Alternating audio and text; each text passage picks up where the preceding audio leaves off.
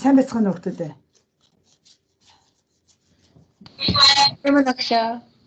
За хэн надаас юм ойлгохгүйг асуугадлаа. Энэ хоёр лөө. Бүр үсэнд байлоо. Бодлого ойлгодгүй гэдсэн. Логтор ажил. За ачид орсон хүүхдүүдийгээ авчиж тэ оюутны кодоо бичээд хичээд оролцож байгаа хүмүүс. За юун дээр хэн Эрдэнэтр багш лекц орсон тийм үү? Энэ 7 хоногт ямар сэдв орсон бэлээ хүүхдүүдээ?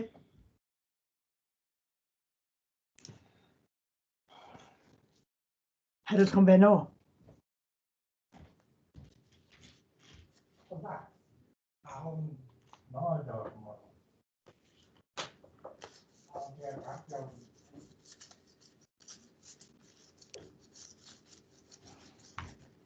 За ямар сэдв орсон бэлээ? Лекцэр 12 дугаар 7 хоногт.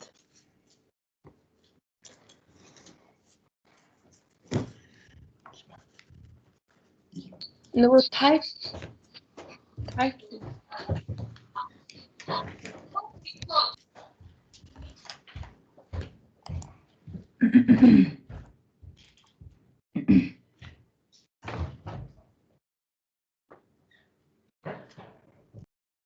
За дуурхан байхгүй юу? Дуурхан байхгүй багш нь хичээл эхлэе да. Ганцаараа ярьдаг ажлаа хий да. Хэдэн хүн байна? 4 хүн л байгаа мó? Аагүй 5 хүн байгаа мó тийм ээ? За. Энэ босод хичээлүүд дээрээс оролцдог бай. За сайн байна л хавг зэрэглээ.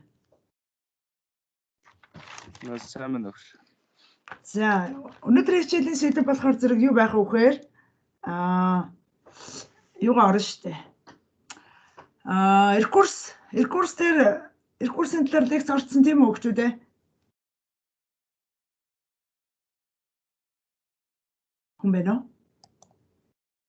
Хүн байна уу? Ер нь бүгдээрээ камерыг нээгээдхээ хөөе тавьнаа. Одоо нэг царайгаа нэг харъя. Тэхүү.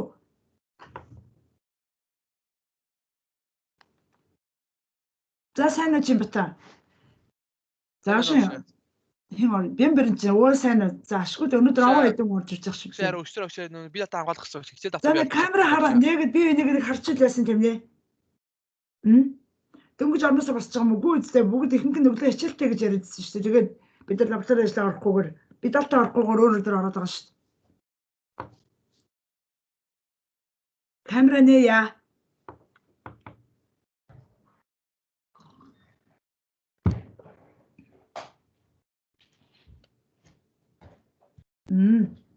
Сайн ахлаа. сайн агшаа. Оо багш нар юугаа нэг микрофоноо нээгэж үлээ. Спикер нээгээгүй шүү дээ. Бодлого бодож чадсан уу?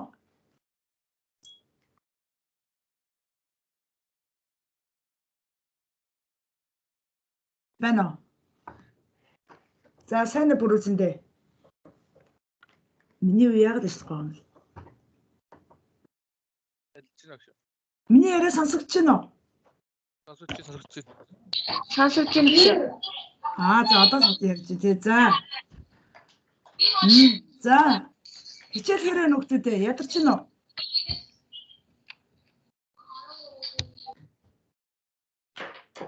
Хичээл гайгүй юу?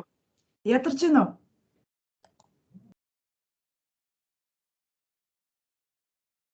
Яасан бэ? Дуурдаг хүн байхгүй юу? Ядарч байгаа. Гэтээс ядардаа гэж хэлээд тагч хэлнэ шүү дээ. Хэлхээс ичээд байгаа юм уу? Ядарч гэнэ гэж хэлхээс ичээд байгаа юм уу?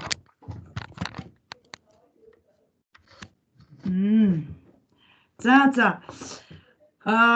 Бидалтын ажлуудаа ямар ч хийсэн 3 дугаар ажлын даалгавраа авсан гэж үзэж чинь зөв үү? Авсан. Хүн бүхэн авсан баг тийм ээ? За тэгээд одоо бол 12 дугаар 7 хоног шүү дээ. Дараагийн 7 хоног чинь юу ах вэ? 13 дугаар 7 хоног тий. Тэгээд цаана тавина хэдхэн ажлуудлаа заяа одоо 12, 13, 14, 15 гэл ерөөсөө 4 удаагийн ажил байна. Тэгээ 15 дугаар 7 хоногийн ажил бол нөгөө бичгийн машины гарыг ашиглаж яхан дадлах их тийм л даалгавар байгаа. Өөр юм байхгүй. Тэгээ яг ясмин дээр бол 12, 13, 14 дэх хоногийн лаборатори ажлуудыг л хийн. Тэгэл дуусаа.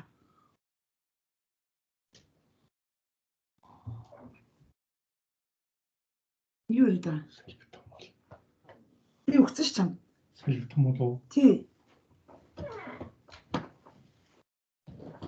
Уцтай ч хамт өгсөн шүү дээ. За хичээл орох уу? Халга аччих уу? За юу яа? Шин дэлгэцээ ширлээ да. Хулан нөгөө бодлого бодоод дуусгацсан уу? Нөгөө би талт юм. Аха. Засгч би тэн рүү явж дуусгаад Тийш дээ явуулсан. Сайн уу харлаа. Царайгаа харахаар айгүй сонирхолтой юм байна. Тэр царайгаа харахгүй жоохон уйдгартай. Би ганцаараа л яриад их юм. Та хэд өгн бүгдээр л ямарах юм. Ингээд адилхан харагдаа царай цэцээ хараад баймарах юм. Бусдад нь за ямар ч хэсэн 3 унаад 4 хүн царайгаа харууллаа. Тэгэд одоо өшөө 2 3 хүн байх шиг байна тийм үү? За хэдүүлээ тэгвэл хичээлээ эхлэе да. Камера унтрааж болно. Хичээл дуусгаад хэдүүлээ эргээд уулзаа тэгээд хичээлээ дуусгах тийм үү? За багш нь дэлгэцээ ширлээ.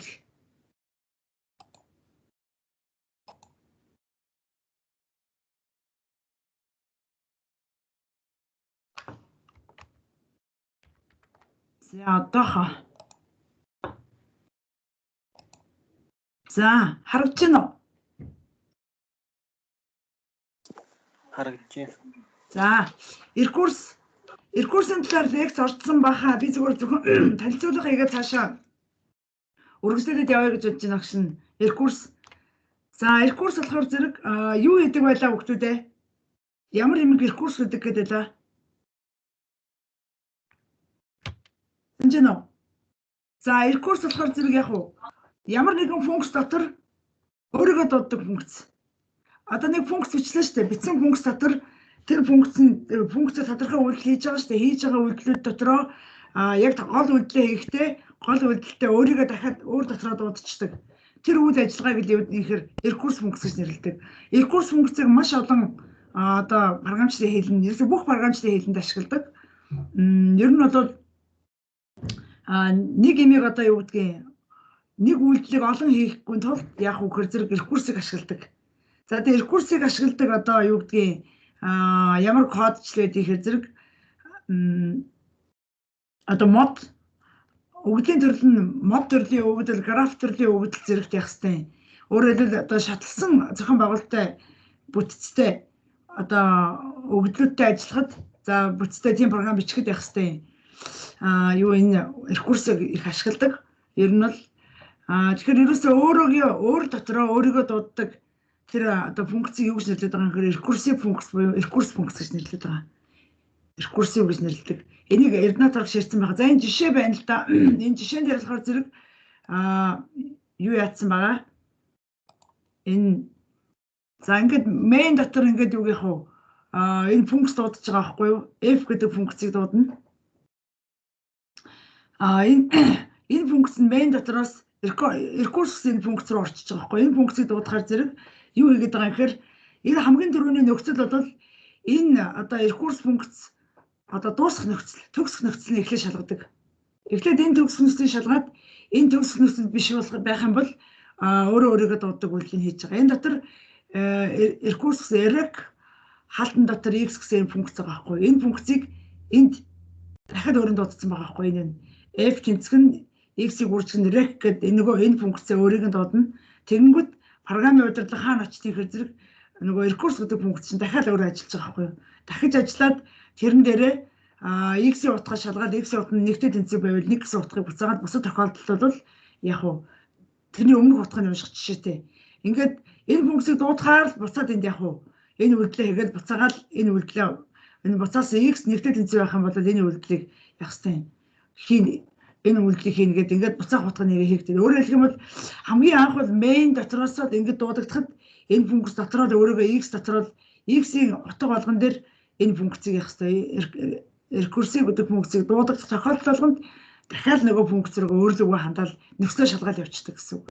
Ийм зарчмаар ажилладаг функцийг юу гэж нэрлэдэг байгаа гэхээр рекурсив буюу өөрөөгөө дууддаг функц гэж нэрлэдэг байгаа шүү.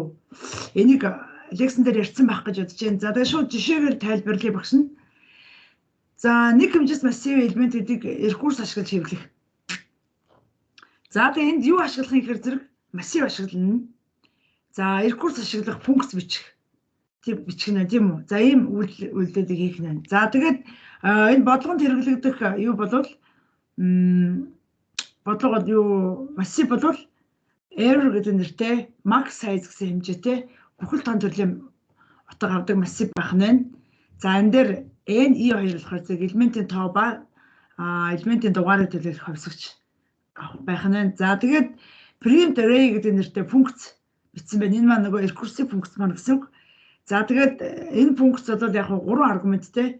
Эхний аргумент нь массив элементийн утга, дараагийн аргумент нь болохоор эхлэх утга нь, сүүлийнх нь болохоор хамгийн сүүлийн утга, төгсгөлийн утга, массивын төгсгөлийн утга гэсэн үг хана шүү дээ. За ийм одоо прототип буюу загварыг агуулсан яг хэвээр функц бичгнэ. За энэ max size 100 гэхээр зэрэг массив элементийн одоо хамгийн их массив элементүүдийн авах хамгийн их утгын тоо 100 гэвэл 100 ширхэг элемент. Тэгэхээр 100 ширхэг элементийг зарлахаар нөгөө санах хад чинь 100 ширхэг нүд бэлтэнэ гэд багш нь яриад байсан да. Тэгвэл 100 ширхэг нүдээ бэлтчихэд тэрэн дотроос 100-аа биш юугаа ашиглах нь вэ? Тэрнээс бага утга ашиглая гэвэл хамгийн их хангалттай хэмжээний массивын утгыг тоог зааж өгдөг гэж ярьсан тийм үү. За тэгээд энэ юуг ашиглахын тулд яг үхэр зэрэг би дээдлийнх нэг бодлого засаж байгаад мартчих. За энийг янзлаа багшна. За тэгээд энэ дээр яг үхэр n одоо элементийн тоогоо оруулах нь байна. Recursive функцээ тодорхойлж өгнө. За тэгээд эхлэх утга нь төгсгөлийн утгаас их байх юм бол энэ үндсэн төгсгөл шалгаад шууд функцээс гарна. Өөрөөр хэлбэл эхлэлийн утгын хамгийн ихний массив элементийн эхний утга нь төгсгөлийнхаа утгатай тэнцүү байх юм бол массив дууссан гэсэн үг шүү дээ. Тийм байх юм бол шууд яах вэ? Нөгөө төгсөх утга руу шууд одоо тэр recursive функцээс буцаад үндсэн функц руугаа шилжинэ гэсэн үг. За үндсэн нөхцөл хотлох юм бол массивынхаа элементийг яах вэ? Хэвлж эхлэнэ гэсэн үг. За тэгээд тийм үйлдэл хийх нь. За кодын хувьд харъя. За нөгөө энэ эхний хоёр юу бол яг та бид нар мэдэн шүү дээ тийм ээ. Define гэдгээр бид нар max гэдэг хувьсгчийг авах утгыг хэдтэй тэнцүү 100-аар тэнцүү бол max гэдэг size гэсэн энэ тэмдэгт одоо програмын мөрөнд арилдал 100 гэсэн утгыг оронд нь уншнаа л гэсэн үг тийм ээ. За тэгээд энэ дээр яг үхэр массив юу функц recursive функцийн загварыг тодорхойлж өгсөн байна. За тэгээд үндсэн функц дотор массивынхаа элементүүдийг массива зарласан. За энд хэдэн ширхэг элемент унших уу гэдгээ зааж. N-ийг жишээлбэл 5 гэж өгвөл нөгөө 100 биш 5 элементтэй массив дээр ажиллана гэсэн үг шүү дээ. За тэгээд энд одоо яг үхэр массив элемент эхний одоо 11-ээс эхлээд 14 дугаар мөрийг хүртэл бол яг массив элементийг гарнаас уншиж чинь. За энэ утгуудыг бид нар гарнаас өгнө гэсэн. 5 гэж өгөх юм бол 5 ширхэг элементийн утга уншина. 100 гэвэл 100 ширхэг элементийн утга гарнаас уншиж өгнө гэсэн. Тэгэхээр нөгөө санах хад бэлдсэн массивын элементийн нүднүүдэд нөгөө гарнаас оруулсан тоонуудаа нүд болгонд харгалзах одоо дугаар болгонд нь харгалзах нүднүүдээ утгуудад тавьж өгнө гэсэн. За тэгээд энэний дараа бид нар юу хийх юм бэ гэхээр зэрэг массив элементийг хэвлэх гэсэн текст хэвлэнэ. Тэгээ энэний доор нь яг нөгөө print array гэсэн нөгөө юугаа дуудаж байна. Recursive функцээ дуудаж байна. За энэ функцээ дуудаж байна. За тэгээд энэ дээр яг үхээр зэрэг эхнийх нь аргумент нь болохоор зэрэг нөгөө массивын элементийн массив гэдгээ тодорхойлж өгөх нь хоёр дахь элемент нь бол массивын элементийн эхлэх дугаар төгсгөл нь дараачихын 3 дахь нь болохоор зэрэг элементийн тоо байх нь. За тэгээд 16 дугаар мөрнөөс үсрээд програмын удирдлага энэ 19 дугаар мөрлөө шилжинэ. За энэ 19 дугаар мөрөн дээр ирэхээр нөгөө массив юу функц recursive функц эхэлж байна тий. За энэ дээр 20 дугаар мөрөнд бол recursive функцийн блокийн эхлэл байна. За энэ дээр хэрвээ энэ len гэдэг энэ хамгийн сүүлийн len гэдэг хувьсгчаар төлөөлөлсөн чинь юу хувьсгчтэй нөгөө хуурмаг хувьсгч яриад байгаа тэр хувьсгч чинь. За тэгээд энэ recursive функцийн үндсэн нөхцөл өөрөөр хэлэх юм бол энэ эхлэх утга нь төгсгөлийнхаа утгатай тэнцүү буюу тэрнээс их болсон бол шууд энэ дараагийн үйлдэлийг хийхгүйгээр функцээс буцаад програмын удирдлагын энэ яг 17 дугаар мөрлөө шилжинэ гэсэн үг. Програмын удирдлага. За хэрвээ энэ нөхцөл худлаа байх юм бол одоо энэ дээр яах юм? Массив элементийг хэвлэх нь байна. Print гээд массив элементийг хэвлээд За тэгээд дараачийн элементийг хэвлэхийн тулд яг үхээр зэрэг нөгөө print array гэдэг функцийг одоо энэ функцийг энэ 19 дугаар мөрөндөл тодорхойлсон энэ функцийг дахид дотор нь дуудаж байна. Эхлээд эхний утгыг хэвлэлсэн тийм үү? Эхний 0-тэй тэнцээ байх 0 дугаар элементийг хэвлээд тэгэнгүүтээ дараа нь нэгийг яах вэ? Энд чинь бид нар юу ашиглаж байна вэ? Давталтын оператор ашиглахгүй байгааз давталтын оператор ерөөсөө бичээг байна.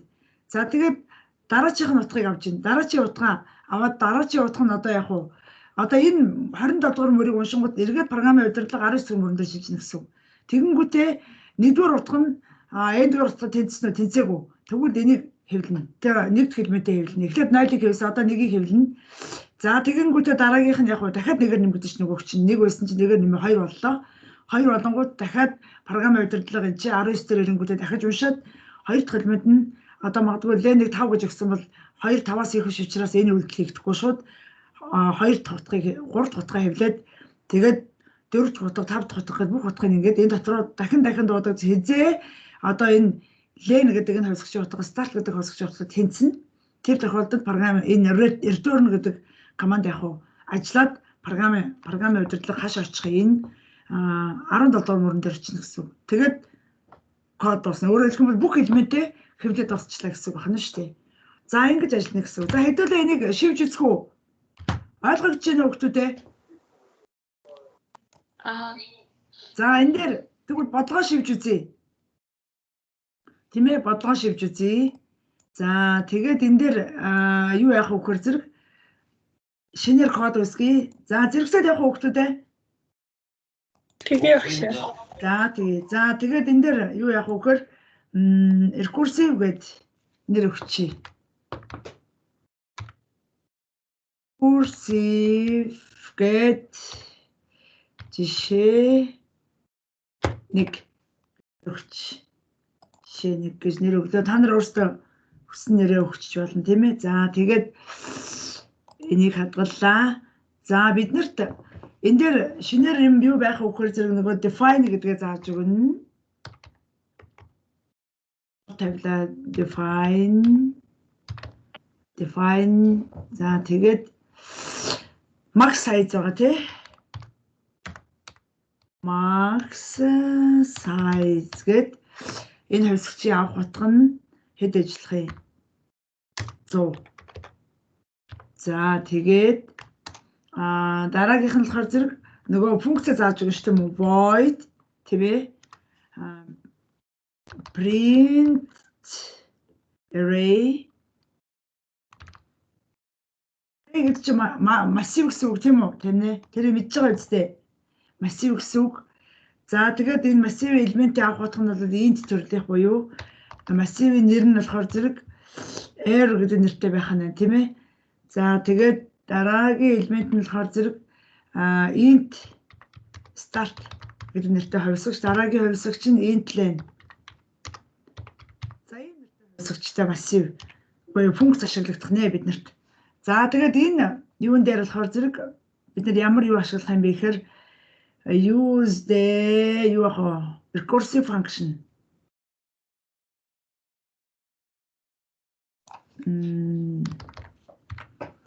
Recursive function. Ингээд function ашиглана гэдэг энэ зааж өглөө. За тэгээд бид нар main function дээр ямар ч аргумент байхгүй учраас энэ хэрэггүй тийм ээ. За тэгээд энэ дээр ямар хувьсгал зарлана гэлээ багшин massive элементийн тоо болон индексийн дугаарыг зарлана гэсэн тийм үү. Тэгэхээр энэ бүхэл тоо утга байх учраас n x утгатай хоёр хувьсгал зарлагдана. За одоо энэний дараа бид нар юу хийнэ гэлээ? Massive элементийн хэмжээг оруулна уу гэсэн юу хэвлэе. Printf хаалтан дотор юугаа бичиж enter size of the array гэдэг англиар бичиж монголоор бичсэн. За монголоор бичээд massive элементийн тоо оруулна гэт тийм үү. Ингээд printf. За тэгээд энэний дараа юу унших хэрэгтэй вэ? Massive элементийн тоог уншин тийм үү? Тоог юугаар унших вэ? scanf гэд ямар хувьсгч төлөвлөж байгаа вэ энийг маань? элементийн тэмдэг D. Тэгээд таслал N хэн бэ? N. Аха. За одоо тэгээд энэ дээр яах вэ гэхээр зэрэг бид нар массивын элементийн тоог оруулчлаа. Хэдийн элемент авах уу гэдэг элементийн тоогоо зааж өгнө гэсэн үг тийм үү? За тэгэнгүүтээ массивын элементийн утгуудыг оруулна уу гэд. Үг хэвлэчээ. Тэгвэл printf зөвхөн тийм текст хэвлэж байгаа шүү дээ энэ дээр тийм үү? Тэгэхээр энэ дээр массивын элементийн утгууд оруулна. За энэ юуны ард юу яая? Энийн өмнө шинэ мөр эхлэлээ. Шинэ мөрнөөс эхлээд энийг хэвлэлээ. За тэгээд дараа нь одоо энэний дараа юу их хөхөр зэрэг бид нар массив зарлалцсан. Одоо тэгэхээр нөгөө массивынхаа элементэнд утга оруулдаг тий. Тэр үйлдэлээ хийх хэрэгтэй. For за энэ дээр нөгөө давталтаа хийж өгнө шүү дээ. Энийг утга массивын элементийн дугаар хэдээс эхэлдэг вүлээ? 0-аас эхэлнэ. Тэгээд энэ E нь болохоор зэрэг N-с эрс баг байх хэвээр. За тэгээд E-ийн утга хэдээр нэмэх юм? Нэгээр нэмэгдээд явна. Тэгээд энэ дотор нөгөө элементийн дугаараа авахын тулд блокоо зарлж өглөө. За тэгээд блок зарлаад энэ дээр юу их хөхөр зэрэг ингэж ингээд ойлгомжтой ойлгохын тулд багш нь юу бичиж өгье л да. Массивын элементийн дугааруудыг хэвлэж өгье тий. За энэ дээр R гэдэг массивын элемент тийм үү? R гэдэг массив маань ямар утгатай юутай байх юм гэхээр зэрэг энэ дотор процент нэг хэмжээс массив учраас нэг индекс байгаа тийм үү? За энэ тэнцэх нь тэнцүүгээд энэний ард хэний утгыг хэвлэх үхээр зэрэг эхлээд E-г хэвлээд ард нь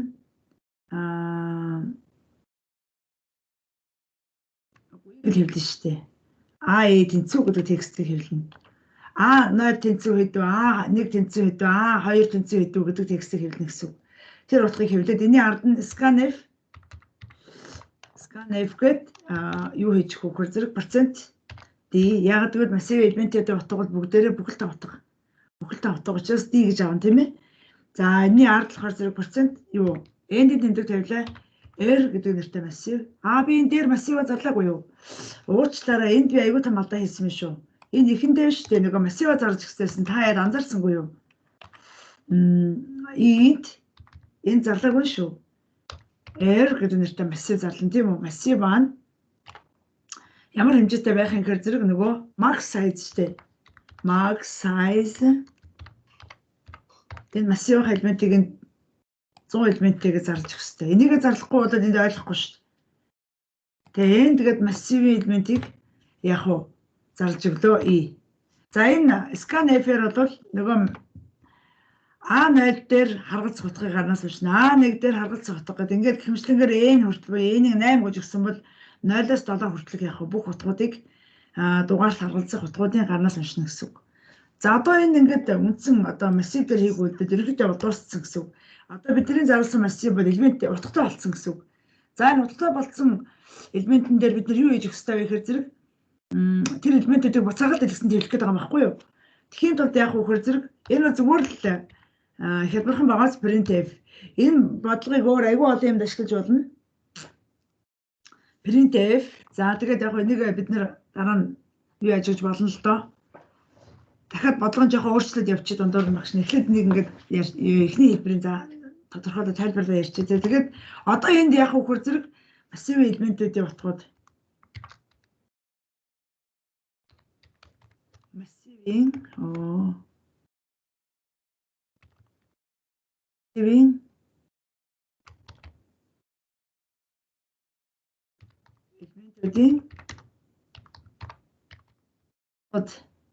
гэж өглөө тийм үү? За энэ ингээд хэвлээд ингээд энэ дээр N тавьчихсан. Энэ дээр яг хэвээр ингээд энэ доор нь хэвлэгдэнэ гэсэн үг байна шүү тавина. За одоо энэ дээр нөгөө функц дуудана. Print array за тэгээ хаалтан дотор R гэд массива зааж өглөө. За тэгэнгүүтээ таслал тавилаа дуудахтаа ингэж ашигладаг байна шүү. 0 Ингээд энэ хүртэл явна гэд. Энэ ингээл үндсэн функц дуусаа. Энэ дээр зарласан анзаараараа хүүхдүүдээ энэ дөрөвдүгээр мөрөнд массивын биш рекурсив функцийн одоо прототипыг ингэж зарлаад үндсэн функц дотор дуудахтаа ингэж бичигдэх нь байна. Шууд яг функцийн нэр хаалтан дотор массивынхаа нэрийг зааж өгöd тэгээд 0-аас эхлээд n хүртэлх утгуудыг нь хэвлэнэ л гэсэн утгыг хэлээд өгчтэй гэсэн. За одоо энэс хойш бид нэр 23 дугаар мөрнөөс эхлээд нөгөө юугаа хэвлэх юм бид нэр нөгөө рекурсив функцээ бичнэ. За энэ дээр бид нөгөө рекурсив функцийг бичихийн тулд энэ толгой аваад яг энэ чигээр байх учраас энийгээ бид нар хуулаа тавьчих. Копи дэс тавихтаа ардаа цэгтэй тасал байх болов? Байхгүй. Энд байхгүй. За тэгээд энэ дээр юу байх вэ гэхээр зэрэг нөгөө блокийн эхлэл байна. Тийм ээ. За тэгээд одоо энэ юунаас эхлээд 25 дугаар одоо 23 дугаар мөрөөс эхлээд бид нэр функц рекурсив функцээ бичиж эхэлж байна. За 25 дугаар мөрнөөс эхлээд рекурсив функцээр юу хийгдэх үү гэдэг үйлдэлээ тодорхойлж өгч байна. За хамгийн түрүүнд ямар нөхцөл тавьж өгдөг вөхөр рекурсив функцийн үндсэн нөхцөл байдаг. Тэр нь яадаг вөхөр энэ ямар ч одоо утга буцаахгүйгээр энэ юунаас яг буцах гарах энэ одоо рекурсив функцээс гарах нөхцөлийг эхлээд тодорхойлж өгдөг. Өөрөөр хэлбэл функц дуусах нөхцөлийг их зааж өгдөг. Хамгийн түрүүнд хэрвээ энийг аюулсан тогтоож яваарай та нар. За стартын утга нь их уяу тэнцүү нөгөө len гэдэг утгатай. N-тэй тэнцүү болчих юм бол шууд яах юм? Юу дуусна? Функцээс гарна. Шууд функцээс гарна. За тэгээд энэ дээр яах юм? Тэгээд үгүй болвол тийм үү? If гэх юм бол энэс гарна. За тэгээд шууд төгсгөл нөхцөлийг зааж өгчөөд одоо яах вэ гэхээр зэрэг print массив хайлт үгүй байх юм бол массив элементэл хэвлэн шүү дээ тийм үү? Printf гэд хаалтан дотор юу хийж өгөх вэ гэхээр зэрэг нөгөө юугаа хэвлэн шүү дээ. Элементээ хэвлэн тийм ээ? Процентын тэмдэг d. За тэгээд энэ дээр энэний ард нь хэнийг хэвлэх юм бэ гэхээр зэрэг гээд дөрөвжин хаалтан дотор start тэр хамгийн ихний элементийг хэвлэлээ гэсэн үг юм. За ингэчингүүтээ дараа нь яг хамгийн ихний элементийг хэвлэлчихэд тэгээд дахиад функцээ дуудана. Print array одоо дараагийн элементийг хэвлэх гэж шүү дээ. Print array-гээ дахиад яг нөгөө юугаа функцээ дуудаж чинь. Нөгөө функцээ өөрийн дотор нь дуудаж чинь гэсэн үг шүү дээ тийм үү? Air таслал start start нэмэх нь 1 гээд дараа нь len хүртэл явна. Ингээд энэ дотор функцээ дуудаж чинь. За тэгээд энэ дээр яг дуудлаа, код дуслаа. За ингээд бичээд дууссан. Та дууссан уу хүүхдүүдээ?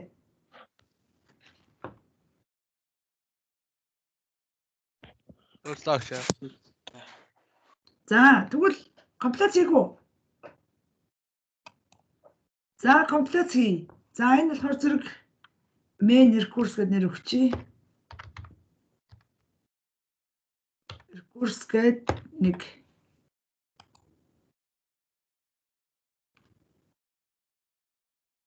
за алдаа ямар ч гэсэн алдаа өгсөнгөө.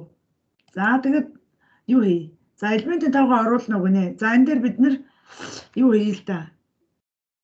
8 элемент гэж үгүй тий. Тэгэхээр A0 нэг тэнд гарчуу. Зэрэг энийг яадаг вэ? Нөгөө дараагийн мөрөнд шилжүүлдэг вэ? Утгаа оруулна уу гэд ингээд тэрийг хэвлэхтэй тэгдэг гэж тий. За.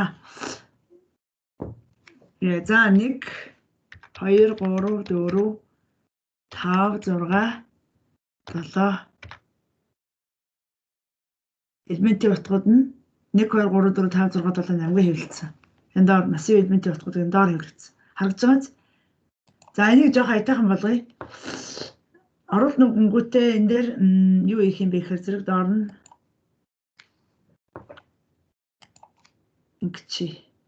Энэ дараагийн мөрөнд шилжүүлнэ нэг тий. Энэ дараагийн мөрөнд шилжүүлье. За тэгээд энэ дээр хэвлэгтэй болохоор зэрэг print гээд энэний дараа юу тавьчих да. Утгаа хэвлээд энэ донд нь printf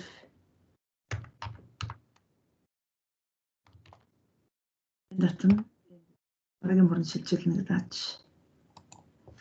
Ингээд за яг хоо элементийн дугаарыг хамт хэвлсэн ч гэл болно тэн дээр.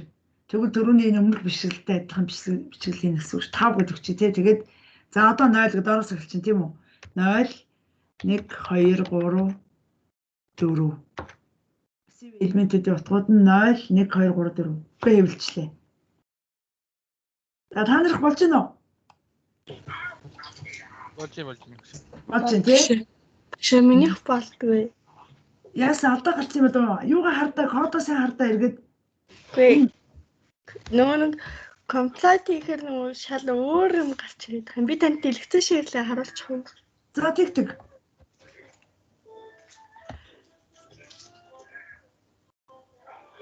Ингээд болдгүй. Сая шинээр дахиж яагаад нэмэрээд. Энэ нөгөө замаа олохгүй л штэ. Make file үсэж байгаа юм тий. Ааха. Тэгвэл юу явуулаад эхлээд хуулчих заа хуулаад сансан байгаа штэ тий. Тэ. Тэнгүүдээ юунасаа гараад дахиад ороод үсттэй. Ааха би багшаас яг сая тэгж үзсэн ахгүй тэгээд тэг болохгүй юм дахиад. Тий болохгүй энэ да тэгвэл. Шинээр нөгөө нэг юу source code үсгээд хий. За. Source code биш нөгөө project үсгэж байгаад хий. Ааха. Одоо наана дахиад project үсгэдэ new гээд project тэгээд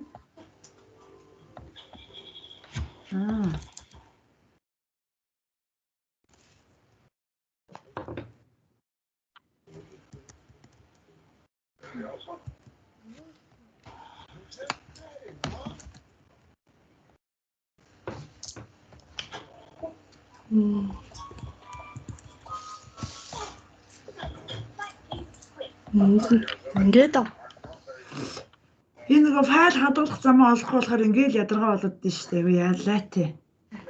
дээр бас нэг ингээд 11-р тэгээд түрүүчийн 7 хоногийн лабораторид бас ингээд тэгээд би бас цуг зэрэг хийж чадаагүй.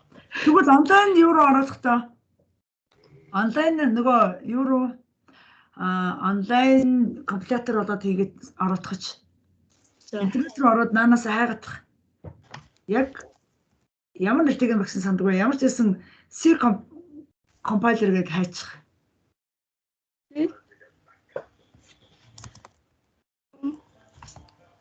C++ эсвэл зайлан чаландаа C компайлер гээд. Чинь.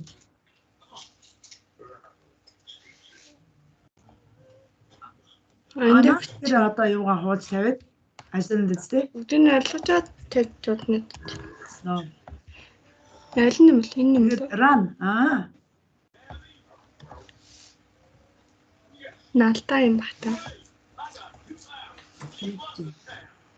Бэн дардаа багш нь хардгүй.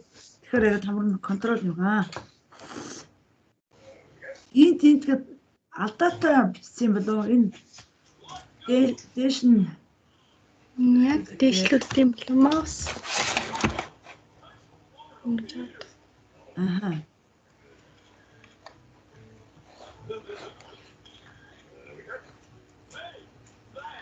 Энэ бодлого үг нь алдаагүй дээ. Алдаагүй яг ингэж дэрэгтэй. Би дахиад нэг шалгаад өгөх. Юуг нь яагаад үзсэн? Юу лээ? Кода дахиж шалгаж өгсөн. Тий, кода чи ихнээс нь шалгаалгаж. За тэгээ. За тэгээд энэ юу яа шүү. Одоо энэ зүгээр л оруулсан утгаа хэвлчихэж шүү дээ, тийм үү? Бид нэр энэ болгон дээр энэ бодлогыг яаж өөрчилж болох вэ гэхээр оруулсан утгаа өөрчлөөд одоо ямар нэгэн үйлдэл хийгээд тэр хийсэн үйлдэлүүд дээр яг уу энэ функцийг дахиад дуудаж болно. Эхлээд одоо оруулсан утгыг авсан шүү дээ, тийм үү? Тэгсний дараа одоо энэ бодлогонд ямар өөрчлөлт хийж болох вэ гэхээр ингэж болно. Багшаа та шеэр өгөөгүй юм уу? Байхгүй нөө. За одоо харагдаж байна тий. Харагдаж байна уу? Арчин. За бид нэр түрүүний нэг үндсэн функц дотроо энэ main функц дотор нь array гэдэг энэ print array гэдэг функцийг анх оруулсан элементийг ингээ хэвлэлцэн шүү дээ тийм үү. Тэгвэл энэ дээр дахиад энэ функцийг дахин дуудаж болно. Тэхийн бодлогоо жоохон өөрчилчихье. Энд ямар өөрчлөлт хийхээр зэрэг энэ массивын элементийн утгыг for гэдэг дахиад зарлаад энэ дээр тийм үү. Элементийн утгыг ингээ 2 дахин ихсгээд үр дүнг нь хэвлэдэг болгож болно. За тэгвэл энэ дээр яг үхээр зэрэг for гээд нөгөө и маань хэдээс эхлэх, 0-аас эхэллээ. Дахиад алталтаа зарлаа шүү дээ. Энэ s баг n тэгээд игээ нэгээр нэмэгдүүлнэ.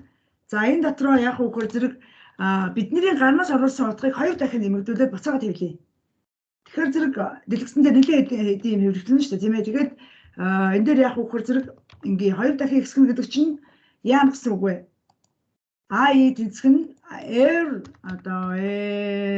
гэд I тэнцэх нь юу болох юм хэрэг зэрэг r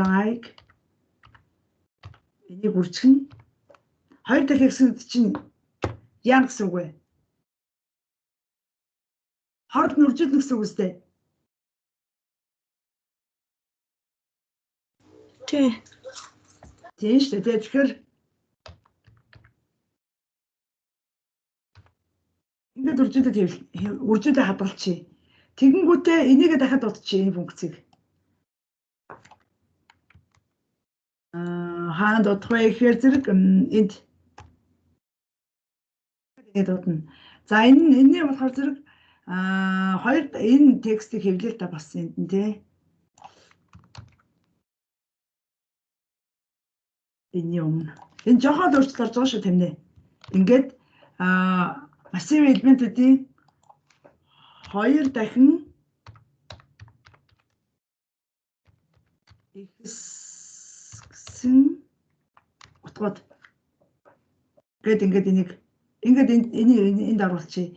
За энэ массив элементээ энэ хэвлэхдээ жоохон замбраатай хэвлэлчихъя л та тий. Энд яг үхээр зэрэг r гээд энэ дотор энэ d-гээ хэвлээд энийг энэ дотор тавиад d тийм үү rd гээд тэнцүү энэ ард тэнцүүгээд ард нь процент d ингэж тавих гэсэн үг шүү дээ. За энэ жоохон зайтай тавьчих. За энэний урд болохоор зэрэг start гэдэг үгийг хэвлэн. Яагаад гэвэл элементийн дугаараа хэвлэж байгаа. Тэрэн доторх тэр дугаар нь хэвлээд тэгээд ард нь утга нь хэвлэж байгаа гэсэн үг. За ингээд энд энэ жоохот өөрчлөлт хийчихье. За одоо компиляц хийж үзнэ. За цөөх утган дээр хийж үзье. Хэдүүлээ. 4. За A0 нь 2 3 4 5. За энэ гарч ирж байна тийм үү? За тэгээ массивын элементүүдийн утга нь одоо энд яг 2 3 4 5 гэдэг анхны утга нь хэвлэгчлээ ш. Тэгэнгүүт одоо 2 дахин ихсэн утгууд гэхээр зэрэг юу болж байна? 4 9 16 25. Зөв үү? Тэгэхээр нөгөө массив хэвлэх үйлдэлийг дахин бичихгүй нэг удаа биччихээ тэрийг юун дотор дуудаж байна. Дуудсан байгаа ш. Тэгээд дотор тийм ээ. За ийм хэлбэрээр ашиглаж байна. Харагдаж байна та нарт? Энд яг аятайхан байлгахын тулд энэ чинь утгууд өчөөд энийхээ утгыг хэвлэх гээд байна те. Эний ард дахиад юу энэ авчи ингээд энийг хэвлээд ингээр арай замбраатай болоод байна. За та хийгээд үзсэн үү? Болж байна уу?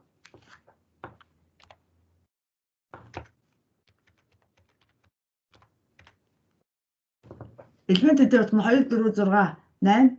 За 2 дахин ихссэн утгууд нь 4 16 36 64. За ийм болж байна.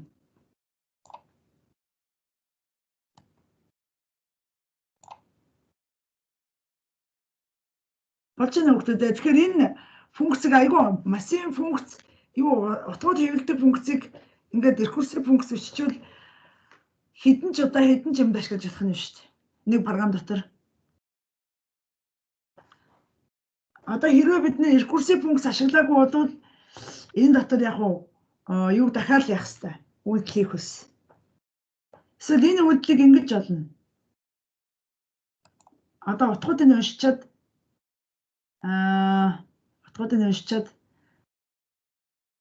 заавал ингэж тусна хийхгүй бол юу яачих юм бэ л да. Энэ нөгөө нэг үйлдэл олон дахин хийгдэх болчих юм байна. Буруу утга нь хэвлэх гээд байгаа юм байна. Нэг дороо дандаа юу яасан? Хоёр дахин ихсэн утга нь зэрэг хэвлэгдээд явчих гээд байна. Тэгвэл бол тус нь ингэж хэвлэхийн тулд энэ хоёр дахь давталтыг зарласан байхгүй нэг.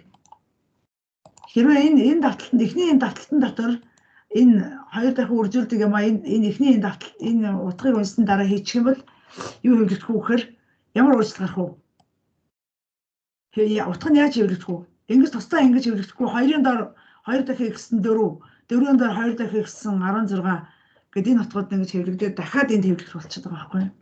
Тэгэхээр юу яах хэрэгтэй? Ингэж хоёр удаа for зарлаад тусцад нь хэвлэгнэ гэсэн үг. Та ядах болж байна уу хүүхдүүд ээ?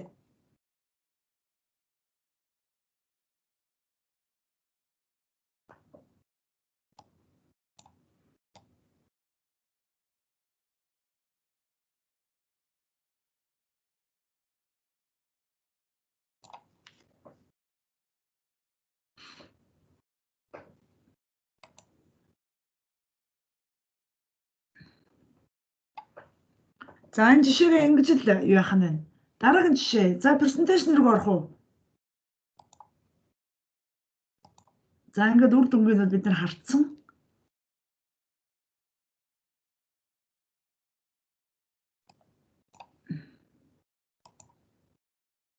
За жишээ 2. Дараагийн жишээ.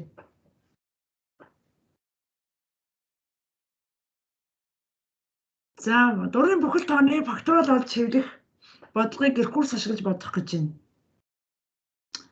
За энэ рекурс ашиглах функц нь болохоор зэрэг ямар нэртэй байх юм хэрэг зэрэг unsigned long fact. Нөгөө long гэдээ авчихаар зэрэг яг юу их бүхэлдээ олон утгыг олох юм бол яг их нөгөө бүхэл тооны хязгаарыг давчих учраас их бүхэлдээ ашиглаж байгаа. За энд ном гэхээр зэрэг факториалын олох тоо утга. За тэгээд энэ факториалын үр дүн ингэж гарах нь байна. Факториал чи яа гэсэн үг вэ хүүхдүүд ээ? Ямар нэгэн тооны факториал бол 0-ийн факториал 1, 1-ийн факториал 1-ийн факториал 1, 2-ийн факториал 1-ийг 2-оор үржинэ, 3-ийн факториал 1, 2, 3-ийн үржүүр гэдэг ингээд явах хэрэгтэй. Тэгэхээр зэрэг энэ дээр яг рекурс ашиглахын тулд факториал гэдэг функцийг энчээ дуудаад гарсан функц тэрнээс нь өмнөх утгыг хасна. Өмнөх утгыг аваад тухайн утгыг нь үржүүлээд 0 хүртэл нь үржүүлээд явна гэсэн үг байна. Факториал бол ийм зарчмаар л ажилладаг. За энэ кодын тайлбарлая. За факт гэдэг нэртэй юу яах вэ? Функц ичж байгаа юм байна. Рекурсив тийм ээ. За тэгээд энэ функцээ зарласан. За тэгээд үндсэн функц дээр int number гэсэн юм хавьсагч ашиглана. За тэгээд unsigned long factorial гэдэг нэртэй функц ашиглана. За тэгээд ямар нэгэн тоо оруулна. Тэгээд тэр оруулсан утган дээрээ юу хийх юм? Нөгөө үндсэн функцууд энд явж штэ. Factorial гэдэг функц тэнцгэн fact number гэдэг факториалын функцийг дуудаж байна. За тэгээ факториалын функцийг дуудаад дахин дуудаад энэ факториалыг бодож дуусган гутаа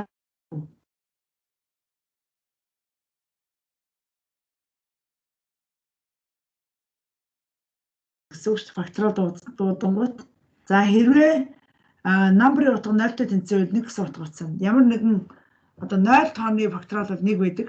Тийм учраас факториалын одоо функц дотор 1 гэсэн тоо оруулах юм бол шууд 1 гэсэн утга уцаад програмаас гарна.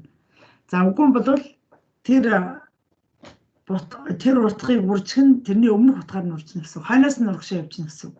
Өмнөх утгаар нь үржүүлнэ гэсэн байна. Төрөөр бид нэр юун дээр энэ нэг юуны презентацийн ихэнх хавьд яг юу байсан да. Энэ зургийг харуулж яг тэр зураг байсан гэсэн. Одоо энэ зургийг би харуулъя. Энэ факторалыг уншина тийм үү? Энэ тухайн яг энэ x тэнцэх 0 байх юм бол нэгийг буцаана. Үгүй Тэний дуу сонсогддог. Оо тийм үү. 1000 яриад нэмэр олгоо тэмнэ одоо. Сонсогч нь өгшөө. Сонсогч байна. Оо тийм үү. Хин хулангийн микрофон болохгүй юм чигэвч. Хулаа сонсож байна уу? Мэнэ. Хулаа.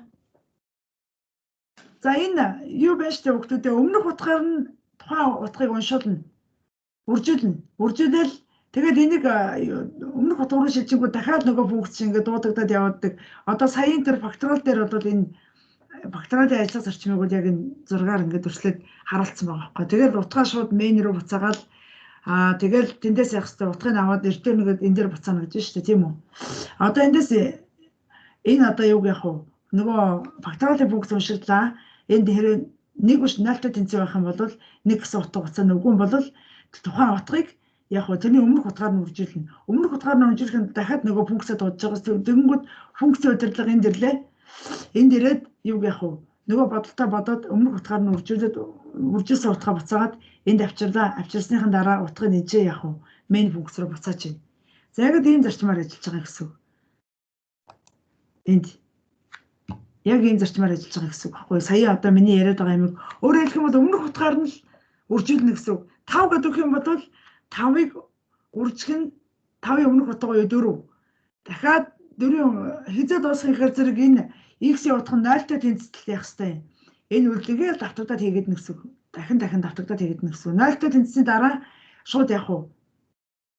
Нөгөө main функц руу утгаа буцаана гэсэн үг байна шүү дээ.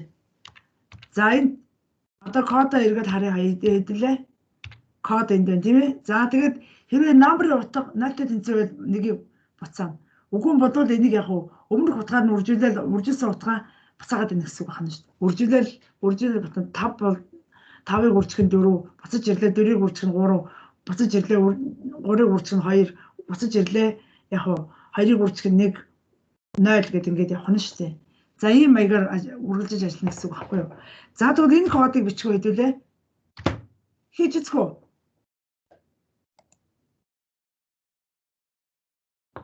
Танэ. Код үсгий. Энийг ихлэ хадгалчихъя. Тийм ээ. Энэ кодоо хадгалаад service гэдэг энэ дэр рекурс энэ 2 өөрчлөс нэг 2 болгоо би хадгаллаа.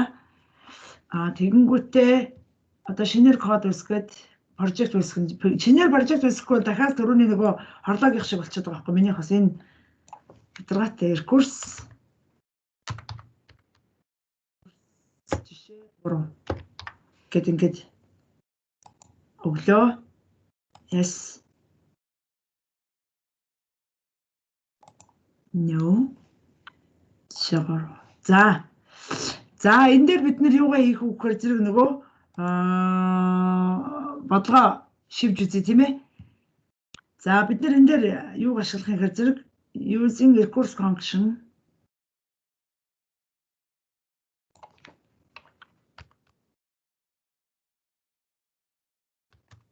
recursive function. За ийм. За энэ дээр бид нар массив ашиглахгүй. Тэгээ за функцийн загварыг юу гэдэг юм unsigned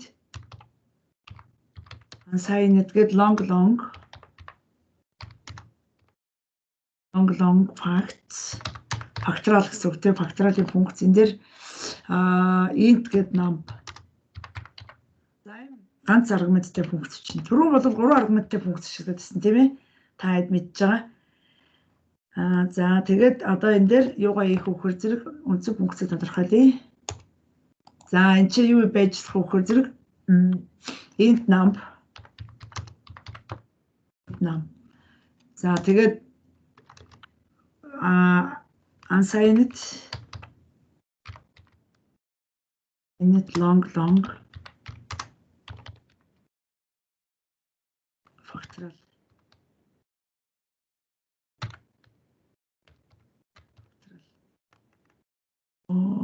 урууч.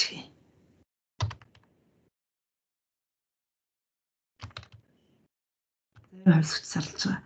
За тэгээ одоо printf гэдэг юуны утга хэвлэлээ? Ямар нэгэн тоо оруул гэсэн текст хэвлэе. Өөрийн бүхэл тоо оруул.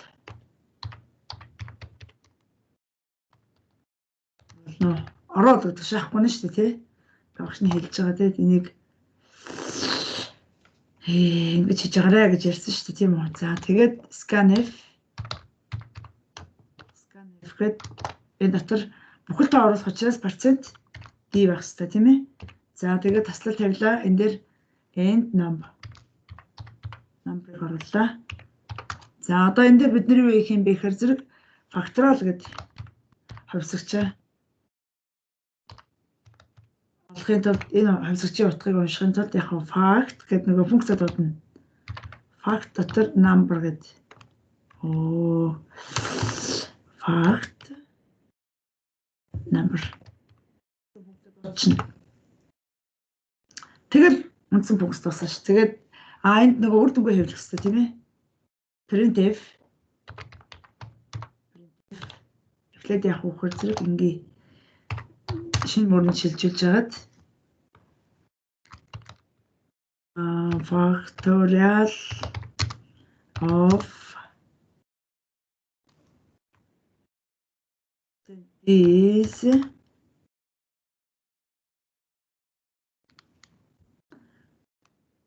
and long гэж үгүй тийм үү. Тэгэхээр энэ дээр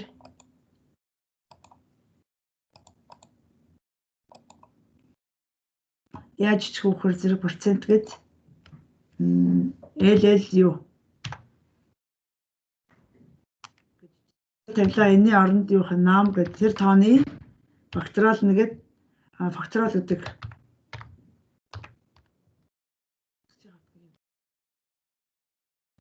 за ингээл одоо функц бичнэ. Функц утгыг бичнэ.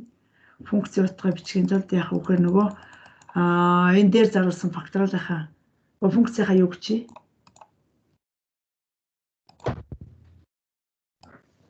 за энийг хуулж тавиад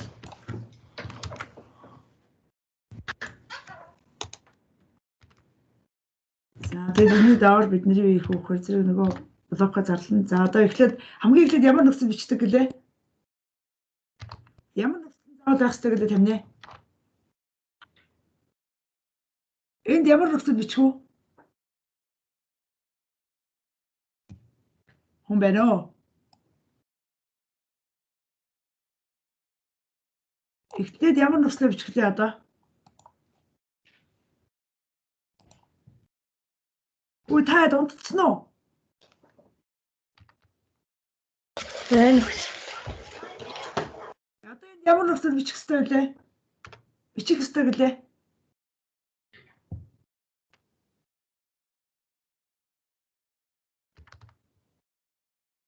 Энэ функцийг төгсгөх нөхцөлөөр бичиж гэнэ. Төгсгөх нөхцөлөөр бичиж гэнэ. Одоо number-ийн утга 0-тэй тэнцвэх юм бол 1 гэсэн утга буцаагаад дахиж энэ функц цаашаа ажиллахгүй гэсэн үг. Үндсэн функцээр үргэлжлэн явчихна. Хэрвээ энэ нөхцөл биелэхгүй байх юм бол одоо дараагийн нөхцөл хотлоо байх юм бол return гэдэг дуудахтаа энийг өөрийн яах вэ? Number-ыг үүсгэх нь энэ factorial-ыг дахиад өөрөнд дуудчихж байгаа. Функцээр өөрөнд дуудчихж байгаа. Энийг бид нэр Fibonacci тоо олоход ашиглаж болно. Хамгийн хэрхэн хуваагчийг олоход ашиглаж болно. Хамгийн бага хэрхэн хуваагчийг олоход ашиглаж болно. Тэгээд яг нэг юмыг олон дахин хийгээд идэг үйлдэл дээр ийм одоо функц бичээд ашиглавал хялбархан болно. Number-ос сонсох нэг. Багш таны яриа сонсогдохгүй байна. Та ярьж байна уу? Одоо сонсогдож байна уу? Тий. За миний нөгөө камер микрофон хоёр хамт байхгүй юу? Би тэгвэл одоо камера нааш нь татъя да. Энэ өнөөдөр яагаад ингэж байгаа юм бол энэ? Надад зүгээр нэг сонсож байна. Одоо ямар байна? Одоо болохоор зүгээр үе тасалдаад интернет байгаа юм лөө. Интернетээс олж магадгүй тэр. Одоо хамгчны арга хэмжээ авах юм.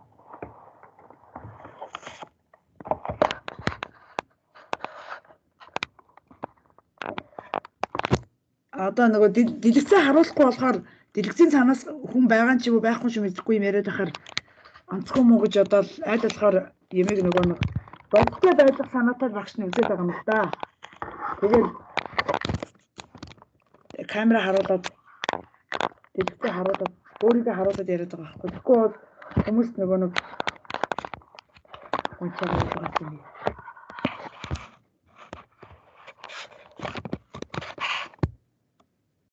За ямар вэ? Одоо тод байна уу? Зүгээр нөө. Зүгээр нэгшээ. Зүгээр нэ. Одоо энэ сая миний функц тайлбарлахыг ойлгосон уу хүмүүстээ? 17-оос 20 дугаар мөрийг ойлгосон уу? Ойлгосон. Энэ бусад хүмүүс ерөөсөд дуурахгүй дуурдаг нэг хорлоо дуурах юм, Чимбат дуурах юм, тэгснэ хулан дуурах юм, өөр хүн дуурдаг. Энэ нөгөө хэдний хил мэлэн байгаа зүтэй үгүй хэлгүй мүү? Байгаа гэж байгаа. Хил мэл чи ажиллаж байгаа зүтэй. Асуултаа өгөх. Гараал энэ. Энэ 17 дугаар мөрөнд болохоор зэрэг хамгийн ерөөсөө онцлог хэлсэн шүү дээ. Энэ рекурсив функцийн онцлог бол хамгийн дөрөв шалгаж байгаа нөхцөл бол энэ функцийг дуусгах нөхцөлөө эхлээд шалгадаг. Энэ дуусгах нөхцөлийг шалгаад энэ нөхцөл биелэгдэл шууд энэ яг хуу нөхцөлийн дараагийн нөхцөл өмнө байх тохиолдолд хийгдэх үйлдэлээ хийгээл функцээс гарчна. Харин тэр нөхцөл биелэхгүй бол гэдэг else гэдгийн дараа бол энэ нөхцөл биелээгүй тохиолдолд энэ функцийг өөрийн дахин дуудах үйлдэлээ дараа нь хийж өгдөг. Энийг ерөөсөө аягүй сан тогтоо энэ бүр заавал тогтоох юу шүү. За юм. За кодоо ажиллаж үзээ. Та шивээ дууссан биз дээ?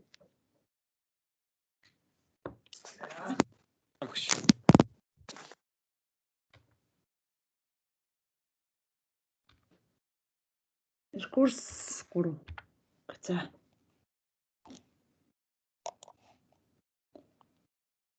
За комплект хийгээд болчихлоо тийм үү? За ажиллуулъя. Ажиллуулахаар энэ өмнөхийн арилгач чи тий. Ажиллуулахаар дуурын бүхэл тоо оруулна уу гэж. За энэ дээр юу гэдгийг 5 гэдэг оруулъя. 5-ын факториал чи хэд вэ? 120 тий. 120 5 гэсэн тооны факториал нь 120 гэж хэвлэлсэн байна.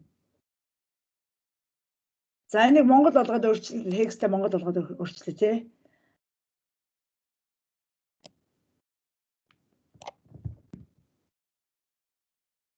За энэ дээр 5 гэсэн тооны гэтэмэ.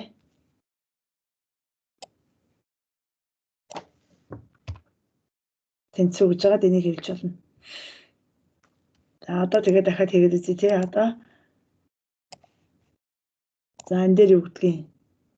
За 6 болохоор хэдий? 720 оруулах тийм үү? 6 гэсэн тооны факториал нь тэнцүү 720. За зөв үү? Зөв бодож байна тий? Та нар харагдаж байгаа шүү дээ. За ингэж бодох нь байна. Ингэж бодох нь байна.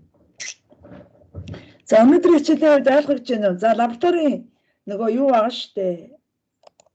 Нөгөө нэг хайрт хичээл минь хаана байна?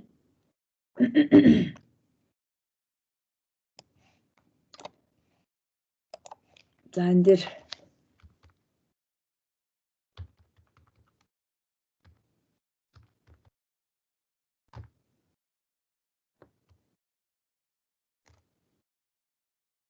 за энэ рүүгээ ороод үзэхээр зэрэг даалгавар нь юу байгаа вэ? 12 дугаар лабораторийн ажил тийм үү? 12 дугаар лабораторийн ажил. Лабораторийн ажил 12. За энэ дээр болохоор зэрэг юу их ихээр зэрэг энэ даалгавар бол N нэмэгсэн натурал тоонууд өгөгдсөн бол хамгийн хэрэгний хуваагчийг олох нь.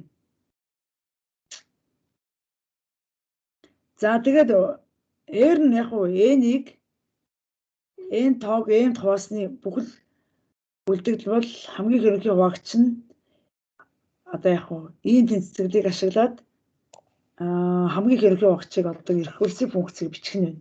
Рекурсив функцийг бичнэ. Ийм даалгавартайх нь биш.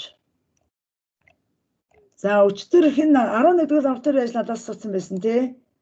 11-р лабораторийн ажлын бодлого байсан баха. Тийм үү? Хин бүрэлдэхүүн асуулаа. Хин асуулаа? 10-р лаборатори ажиллагч. 10 билүү? 10 байсан тий нэрэ.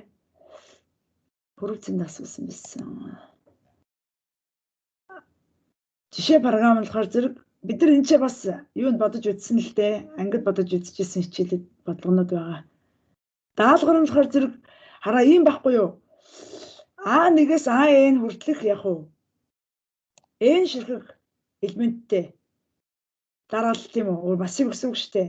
Нөгөөх нь B1-ээс BM гэдэг яг уу M ширхэг бас яг уу бас дараалах нь тийм үү? За тэгээд мөн K гэсэн бүхэлдээ өгсөн. Тэгэхээр N, K, M гэсэн гурван бүхэлдээ тэгээ A1-ээс AN, B1-ээс BM хүртэл юу үлдсэн бэ? Юу дараалаад өгсөн гэж байгаа байхгүй юу? Тэгэнгүүт юу яах вэ гэхээр зэрэг A1-ээс AN дараалалд K гэсэн утгаар K гэх юм бол шүү дээ. K нь бол N-ээс бага утга байх хэрэгтэй байхгүй юу? Яг гэвэл жишээлбэл N 10 байсан бол 1-ээс 10 хүртэлх A1-ээс A10 хүртэлх дараалах нь байна. Тэгвэл K5 гэх юм бол A1-ээс A10 гэсэн дараалалд 5 гэсэн утгаар тийм үү? Бүх гишүүдээсээ бага биш утгыг нь олох хэрэгтэй гэж байгаа байхгүй. Тэгэхээр зэрэг K гэдэг чинь 5 гэх юм бол 5 дугаар элемент гэсэн үг шүү дээ. Гэсэн дараалал K гэсэн утгаар бүх гишүүдээсээ бага биш утгатай байх эхний элементийн утгыг K-гаар солигдож байгаа. Гэхдээ ийм утга K-тай тэнцүү K-гаас бага утга байх юм бол K-гаас бага утгатай байх юм бол тэр бага утгыг нь яах ёстой. K утгаар нь хамгийн эхний элементийг нь K-гаар солигдож байгаа байхгүй юу?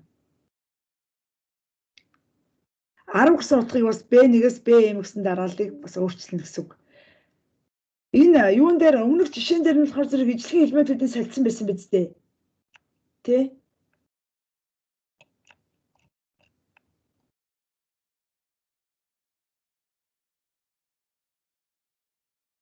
Энэ яг энэ өмнө өгсөн жишээ байна шүү дээ. Энэ юуны мөдөлтөр байгаа даалгаврууд шүү дээ. Ямар гэдэм бэ гэхээр өмнө одоо яг нь өгсөн жишээ бодлогыг нь шууд ашиглаад хийж болох даалгавар өгдөг. Ер нь бол тийм даалгавар байдаг. Тэгэхээр энийг нь яах вэ гэхээр зэрэг юу яана гэсэн үг.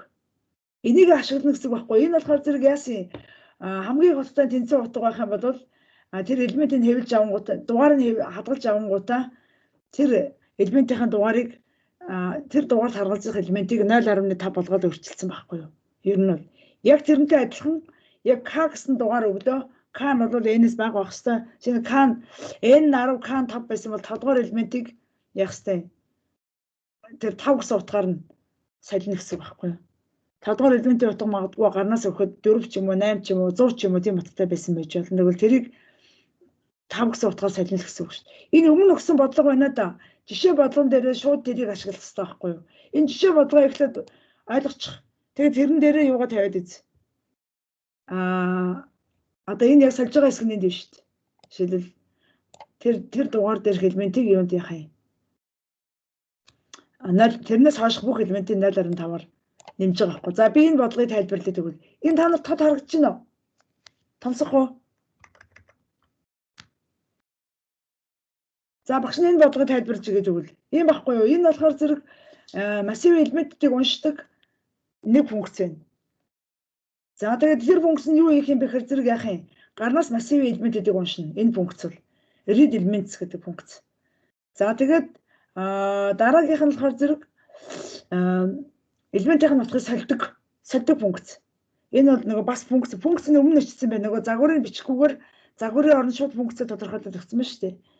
За тэгвэл энэ дээр яг үгээр зэрэг энэ массив элементийн утгуудыг эхнээс нь эхлээд яг хамгийн эхний элементийг нь Маркс индекс гэдэг утганд хадгалж өгч байна. 0 гэдэг нь Маркс индекс гэдэг хувьсгалчинд хамгийн их одоо утгатай элементийг хадгалах гэдэг байгаа байхгүй дугаарыг хадгалах гэдэг байгаа. Тэгээд тэр дугаар дээр хамгийн их элементээ хадгалаад авчиж байгаа байхгүй юу. Тэгэнгүүтээ энэ дээр яа гэхээр зэрэг хамгийн ихэс эхний элементийг хараа Маркс гэж авсан байгаа энэ дээр. Маркс тэнцэх нь массивын 0 дугаар элемент. Тэгэхээр эхний элементийг их гэж үзээд тэр дугаарыг бас Маркс индекс гэдэг хувьсгалчинд хадгалж авч чинь гэсэн үг. За тэгчээд одоо яаж нэхэр зэрэг нөгөө их гэсэн утгаас их утгатай элементүүд байна. Хоёрдугаар элементийн шалгаж байгаа. Эхний элементийг хоёртой шалгаад харьцуулаад энэс их утга одчих юм бол тэр их утгыг нь Маркс гэсэн хувьсгалчинд хадгалж аваад элементийн дугаарыг Маркс индекс гэдэг юм хадгалж авч байгаа байхгүй юу? Ийм хувьсгалчинд хадгалж авч байна. За тэгээд хадгалж авсан индексээ ингээ ихийг олчлоо шүү дээ хэдгээр элемент нь. За магадгүй 10 элементтэй массив байсан 4 дахь элемент нь хамгийн утга байсан гэж үзье.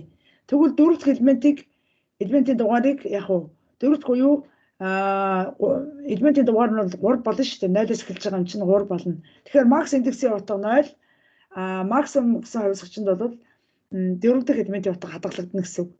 Тэгэнгүүт энэ дараагийн for юу хийж ийнэ гэхээр зэрэг Маркс индексийн дараагийн утга руу орж байгаа. 4 байсан дээр 5 дахь утгыг утгаас эхлээд бүгдийг ямар ч утгатай байсан тэрний оронд 0.5-ыг хийж өгч байгаа. Энд. Өөрөөр хэлэх юм бол 5 6 7 8 9 дугаар элементүүдийн утга нь 0.5 болно гэсэн үг. Энэ бичгэлээр хамгийн их утга нь 4 дугаар элемент гэж олсон шүү дээ. Тийм үү? 4 дахь дугаарыг олсон. Тэгэнгүүт 4-ийн дараагийн дугаар чинь 5 болт юм байгаа үстэй. Тэгвэл 5 дугаар элементээс эхлээд массивын дөрвөлгөл хүртэх бүх элементүүдийн утгыг 0.5 болгож өөрчилж байгаа. Энэ үйлдэл яг энэ бичгэлд яг л тэрийг хийж байгаа гэсэн үг. За тэгээд дараагийнх нь болохоор зэрэг яг нөгөө массивын элементүүдэд хэвлэж чинь. За тэгээд хэдэн функц байна? Элемент хэвлэдэг функц, элементийн утга сольдог функц, элементийн утга гарнаас уншдаг функц. Ингээ 3 функцтэй. Тэгэнгүүт main функцэн дээр юу хийж өгч байгаа хэрэг элементийн утгыг уншаад тэгээд яг энэ бол А гэсэн массивын элементүүдийг уншиж чинь. Энэ Б гэсэн массивын элементийг уншиж чинь. А, Б гэсэн хоёр массив байгаа зарлалсан. Тэгээд дараа нь change гингүүд яах вэ? Бас А гэсэн массивын хувьд нөгөө хамгийн их утга тэрнээс хойш элементийн утгыг 0.5 болгож байна. Б массивын хувьд ч гэсэн хамгийн сүүлийн одоо хамгийн их утга нь хэд вэ? Тэрний элементийн дараагийн тэр элементээс хойш орчих элементүүдийг нь бас яг 0.5-аар дүүрэх үйлдэлийг бас Б гэсэн массив дээр хийж байгаа байхгүй сая үйлдэлийг. За тэгснийхаа дараа яг бүх элементүүдээ 0.5 болсон элементүүд энэ дээр хэвлэж байгаа байхгүй юу? Энэ хоёр print элемент гэдэг функцийг хоёр удаа дуудсан байгааз. Тэгэхээр функцийг үндсэн функцүүд бол програм бод ийм л бичлэгтэй шүү дээ. Тэгээ энэ функцээр бичих юм бол програмын цэгцтэй харагддаг. Функцүүдээ эхлээд өмнө нь бичиж өгчөөд юу хийхээ зааж өгчөөд үндсэн функц дээр яг жинхэнэ бодит утгаа оруулж тавиад энэ дээр энэ бодит утгаа энэ дээр оруулж тавиад тэгээ үйлдэлүүдээ хийгээд үр дүнгээ хэлж авч байгаа байхгүй юу? Энэ бол маш товчхон бөгөөд тодорхой програм болж харагдаж шүү дээ. Элементийн утгыг гарнаас уншиж байгаа юм байна. Хоёр массивын утгыг гарнаас уншдаг хоёр функц ажиллачлаа. Одоо энэ дээр 0.5-аар хоёуланг бас сольж байгаа юм байна. Нөгөө ихээс хойш утгууд энэ тийм максимумс хойш утгуудын. За тэгээд дараа сольсон утгуудаа оролцуулаад массивын элемент ихнээс нь хэвлэж байгаа юм байна. Ингээд энэ функцүүдийг шууд хараад энэ юу бол яг уу энэ код бол ийм хялбархан харахад ойлгомжтой болгож харуулж байгаа байхгүй юу? Ингэж л функцийг ингэж л ашиглах хэрэгтэй байдаг. Тэгээ тэрний сонгодог жишээ бол энэ байна. Тэгээ энийг ашиглаад та бүхэн энэ 0.5 гэдгийн оронд k-гийн утгал тавина гэсэн үг шүү дээ. Ер нь бол тэгэхээр бүх элемент нь биш.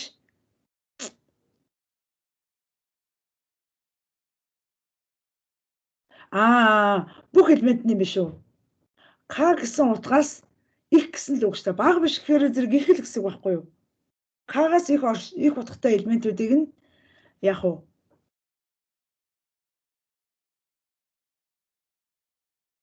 бүх гишүүдээс бага биш утгатай байх. Максимумсаа бага биш. Тэгж их максимумсаа их утгатай К-гаас их утгатай байх элементүүдийг юугаар солих юм? К гэсэн утгаар солино гэсэн үг.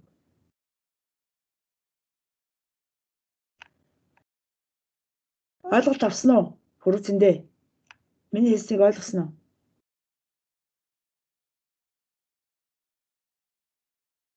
Хүрээцэндээ ойлгосон уу? Миний саяны тайлбарыг ойлгов уу тамин? Ойлголоо гэж. Тэгэхээр кодоо шивээд үз заяа. Заавал нь кодыг шивж үз. Шивж үзээд үр дүнг нь харж байгаад юу гэнэ хий. Өөрөө бодоод үз заяа. Аянда ойлгоод хийгээд үзэхэрч ойлгомжтой болно. Энд ингээ айгу ингээ хэсгээр нь тайлбарлсан шүү дээ.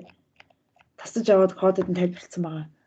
За өөр асуулт байна уу? За өнөөдрийн бодлогын үргэлжлүүлээ презентацийн явъя.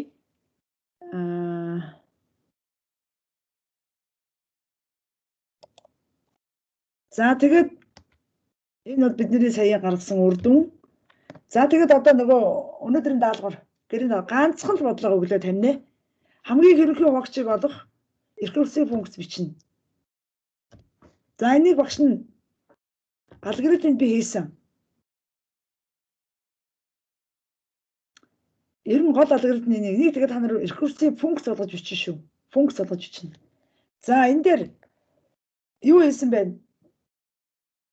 А, Б гэсэн хоёр тоог оруулсан. Тэгээд энэ юу блэ? Энэ чинь юу зурсалж байгаа вэ тамина? А тэнцүү биш 0, Б тэнцүү биш 0 гэд энэ нөхцөл шалгаад байна уу? Эсвэл давталт хийгээд байна уу? Нөхцөл шалгаж байгаа юм шүү. Үгүй шүү давталт. Нөхцөлтэй давталт байхгүй юу? Нөхцөлтэй давталт тамина. Нөхцөлтэй давталт байхгүй юу? Тэгээд нөхцөлтэй давталтаар болохоор яаж ихээр энэ хоёр хоёулаа тэгтээ тэнцүү биш байх юм бол аль нь их вэ гэж шалгаж байгаа байхгүй юу? Ойлгож байна уу? Аль нь их вэ гэж шалгаж байна. За тэгээд аль нь их вэ гэж шалгаад хэрвээ А нь Б-гээс их байх юм бол А-гийн Б таваагаад үлдэгдлийн А-даа хадгалж чинь гэсэн үг. Эсрэг бол Б нь их байх юм бол тэгвэл Б-г нь А-даа хуваагаад үлдэгдлийн А-даа хадгалж чинь гэсэн үг. Б-дээ хадгалж байгаа гэсэн үг. Тэгээд энэ хоёрыг яг аль ихийг нь их утгыг нь нэгэнд нь хуваагаад үлдэгдлийг авлаа. Тэгээ энэ нөхцөл яах вэ? Энийг 0-тэй тэнцэлд автна. Энэ үйлдэлийг. Энэ хоёр утгыг 0-тэй тэнцэлд автна. Гарсангийн одоо А-г Б тавахаар А жишээлбэл юу гэдгийг 10. Б жишээлбэл хэд байх юм? 4. Байг л дээ тийм үү? Тэгвэл А нь Б-гээс ихээр зэрэг хэд гэсэн үг вэ? 4-ийг 10-ыг 4 таваагаад үлдэгдэл нь хэд гарах юм? 2 гарна. 2. Тэгвэл буцаж ирлээ. 2-ыг юунд тавих вэ? 2-ыг одоо жишээ шүү дээ. Юутайгаа Б гэж жишнэ. Тэгэнгүүт яах юм? Б нэг болчихно сте 4 нэг болчихно сте. Тэгэнгүүт 4-ийг 2 тавахаар үлдэгдэл нь хэд вэ? Тэг. Буцаж ирлээ. Үлдэгдэл нь тэг болцсон тийм үү? Б-гийн үлдэгдэл тэг болцсон. Аа тэгтээ 2 хэвэр байгаа сте. За тэгэнгүүт одоо 2 тэг 2-ыг жишээд тэг нь их болчихж байгаа сте. Тэгэнгүүт энэ яг уу энэ хоёр хоёулаа 0 болчихно гэсэн үг шүү дээ. 0 болтол энэ үлдгийг давтаж хийнэ гэсэн үг шүү дээ.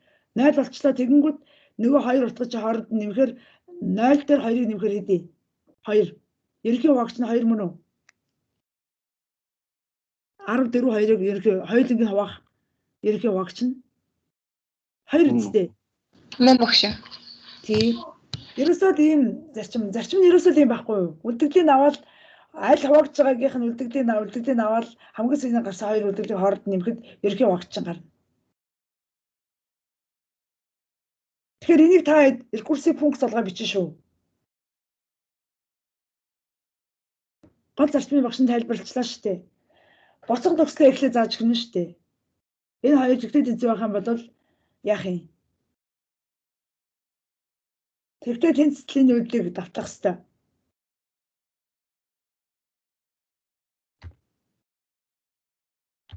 Ойлгосноо? Энэ юг ерөнхий хуваагчийг олох юг алгоритмыг Ойлгосон. Тий, тэгвэл тэгээд эннийхээ дагуу та админ юугаа хийнэ гэсэн үг шүү дээ. Гэрийн даалгаврыг ерөөсөө гэрийн даалгавар ганц л бодлого өглөө. Юун дээр бодлого байхгүй хаа одоо хараадах юм багшна. 12 дугаар ажил дээр энэ бодлого байгаагүй. Тэгээд хаа вэ? Хичээл 12 дээр очиод энэ жишээ гэж байгаа л да энэ давтар ажлын жишээ 2 жишээ ба даалгавар 1 энэ дээр нь юу вэ хараадах. Энэ дээр би энэ саяын бодлогыг ашигласан. Энэ дээр нөгөө нэг код шивээд юуг нь олох хэрэгтэй. Үр дүнг нь харах хэрэгтэй юм байна.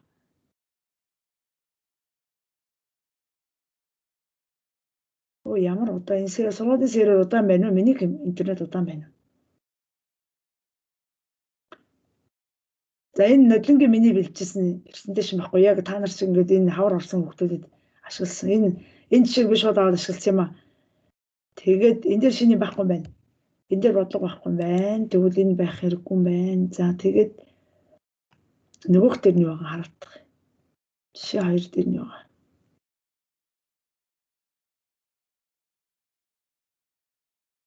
Тэмдэг мөрийн жишээ.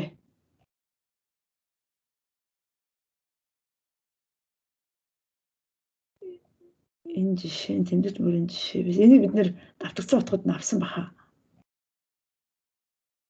Энийг хийцэндээ бид нэр өнгөрсөн 7 хоногт гэртээ хийсэн үү? Адагийн сар юу тайлбар хийсэн шүү дээ. Тий тэгвэл өөр даалгавар авахгүй.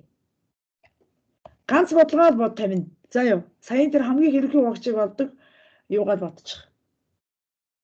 Тэгээ энэ зөндөө олон жишээнүүд байгаа шүү дээ. Энэ жишээ програмууд энийг бас яаж үзэж болно шүү. Хийж үзэж болно. За тэгээд сэдвийн сарын 6-г өгөөрэй.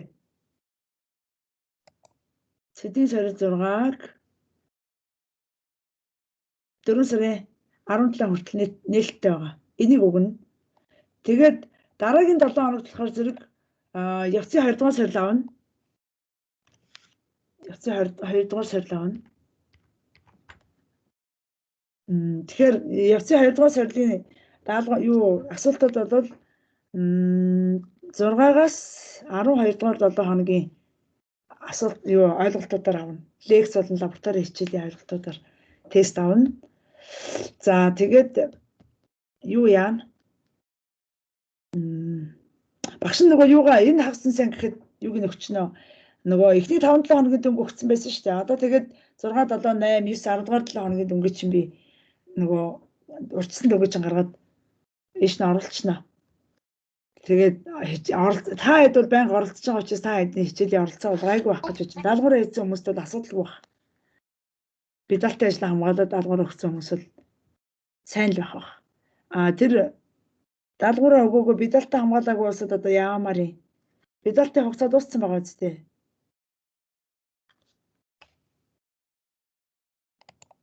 Хоёрдугаар бидалтай хугацаа.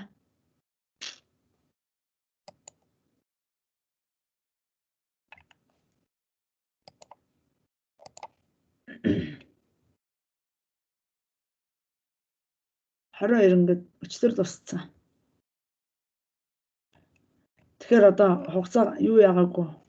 Бидалтай ажиллаа хийгээд хамгаалах юм бол би энэ рүү хугацааг нэмж нөгөө мөд рүү оруулах хэрэг өгнө. Хамгаалахгүй бол тэгээд одоо хугацааг сонгохгүй. За 13 дугаар юу 2 дугаар юу бидалтай 3 дугаар бидалтай ажлыг болохоор зэрэг юунд авна шүү дээ. 14 дугаар хоног гэхэд хамгаалж дуусгана. Тэгээд тэр хугацаанд өгөөгүй бол тэгэл угаасаа дүн гарна шүү дээ. Бид нэр 16 дугаар хоногт баг би хэлээд байгаа шүү. Удирдлагын шалгалт 16 дугаар хоногт 50 дахь байх шүү баг. Тэгэхээр 7 оноо 15 дугаар хоногт гарч дуусаад 16 дугаар хоногт дүн гарна. Юу удирдлагын шалгалт авна гэсэн үг. Тэгэхээр тийм болохоор та хэд минь юу ямаар байна. Ажлаа зөв хуваарлах хэрэгтэй байна. Элмагш уралдаг юм чинь ингээд юу яагаад гэвэл хичээлээ хийхгүй яваад байвал тэгэл муул гарчих нь шүү тамин. За тэгээд өнөөдөр та зарим лабораториудаа шалгааг байгаа юм. Миний дөнгөж шалгааг байгаа багш нь өнөөдөр маргааштай амжуулаад бүгдийг шалгаад дөнгөнд гаргах чинь заа юу. За бас бидалт нэг нь байхгүй. Бидалт нэг нь дүн ороог байна. Ааха минийх дээр өрөөсөө байхгүй. Минийх сороогүй л багш. Тийм үү. Лаборатори 3-аас хойш ерөөсө дөнгөд бараг байхгүй. 4 нөгөө нэг систем шинжилсэн байхгүй да. Тэгэл байсан бүх бааз маань байхгүй болсон байна. Тэгэхээр журнал дээр байгаа шүү дээ. За. Тэгэхээр би нөгөө түрүүн дөнгөө явуулсан шүү дээ та нарт. Тэрэн дээр Эхний 5 хоногийн эхний 5-7 хоногийн дүн чинь зэрчгээр хэвээр байгаа. Тэрэн дээр чинь нэмэгдэнэ одоо дараачих нь. 6 7 8 9 10 7 хоногийн дүн нэмэгдэн штэ. Тэгээд дараагийн 7 хоногт би нөгөө юуг дараачихын дүн явуулна. 10 гээд 11 12 13 14-т явуулна. 14-р 7 хоногийг дүнгийн чинь гаргаж дуусаад 14-т нэг дүнгийн чинь явуулна. Тэгэл ер нь бол дүн чинь гарчин даа. Тэгээ 3 удаагийнхан дүнг хооронд нь нэмэх чинь 70 оноо гарна гэсэн үг шүү. Явцын 2 дугаар сорил бас 5 оноотой. Тэгээ тэр сорилоо явах хэвээр нөгөө юудаа өгөх хэвээр. Энэ шалгалт өгөхгүй байгаа хүмүүсийг яах вэ би? Энэ 27 хүнээс одоо 27-оос 26 болсон. 26 хүнээс нэг 7-8 хүний дүн гарах нь бусд нь бүгд муу гарах гэдэг нь яах вэ? Би бүр өмнөөс нь санаа зовоод байна. За өнөөдрийн хичээл ойлгомжтой байсан уу?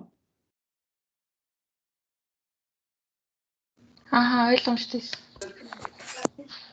За тэгвэл юу яа да?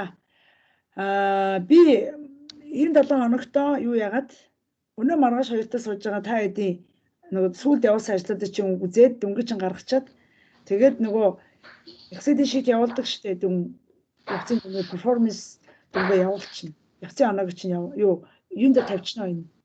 Moodle дээр тавьчих заа юу. За тэгээд юу яах гээд энэ да? Өөр асууж чадварлах юм байна уу? Багшаа нөгөө 12 дахь 7-ны тест тэгээд юугаа яах юм уу? Хугацаа сонгох юм. 12-ын дүн хугацааг би сунгацсан биз дээ. Өөрийгөө шарах тестийг үү? Энэ сунгаагүй юм уу? За яг сунгая л та. Шалгалтанд өгч хэрэгтэй би. Одоо шууд сунгачээ. 16 хүртэл биш. Өнөөдөр чи 23 тий? 23. За 26, 27 хүртэл сунгах болов уу? Болно. Шагшаас нөгөө явцын сорил 6. Саяын 6 чинь 20 хэдэн хүртэл байгаа шүү дээ. 17 мис. Тийм үү? Тийм биш дээ. Уучлаарай. Энэ за би бас 27 хүртэл сунгачээ. За бүгдээ 27 хүртэл сунгачээ. Та юу яагаад үзээрэй за? За. Ийгээд ажиллаад үзээрэй. За өөр юуны хугацаа сонгох юм? Өөр ямар тесттэй хугацаа сонгох юм? 12, 11-ийн хугацаанд тестийг өгсөн үү? Хэр байна? Яалаа. 11 өгөөгүй. Өгөөч. Хаяд юу хийгээд идэв бэ? Тийм олон хичээлт юм уу? Хэцүү байна. Тийм байна. Энэ бас 27 хүртэл сонгоч. За энийг. За нөгөө явцын сорилтын хэрэг бол нэмэр олог гэж багш нь сунгаад байгаа шүү дээ. Эдний хичээл 5 өдөр ордог айгу тэнэг. 1 өдөр байсан бол айтайхан баггүй. 1 өдрийн текстээр юу орсон бэ? Type date гэлээ. Энд бас зөв юм. 10 гэнэ. 10 дугаар ажлын энэний хугацааг бас сонгоч дөө. За ингээд Класс 9-ийг сонгочих уу? за сонгоё. Та эргээд нэг үзчих заа юу. За баярлалаа гэж. Эргээд хичээлээ яг юм харахад чинь юу байхгүй да.